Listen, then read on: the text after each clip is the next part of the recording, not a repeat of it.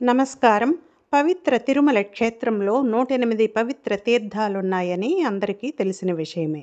అయితే ఈ 108 తీర్థాల్లో సప్త తీర్థాలు అతి ప్రాచుర్యం పొందిన ముఖ్యమైన తీర్థాలు కాగా, అందులో పాప వినాశనం పవిత్ర జలాశయంగా ప్రాముఖ్యత సంతరించుకుంది.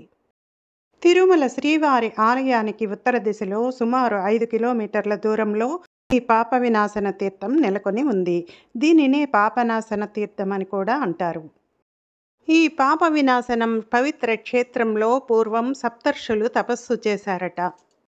అంతేకాకుండా పూర్వం శ్రీనివాసుని కళ్యాణ మహోత్సవ సమయంలో ఇక్కడే శ్రీనివాసుని కళ్యాణానికి వచ్చిన దేవతలు, అతిరథ మహారథులందరికీ కూడా ఈ ప్రదేశంలోనే పెళ్లి వంటలు వండారని వెంకటేశ్వర మహాత్మ్యంలో చెప్పబడింది.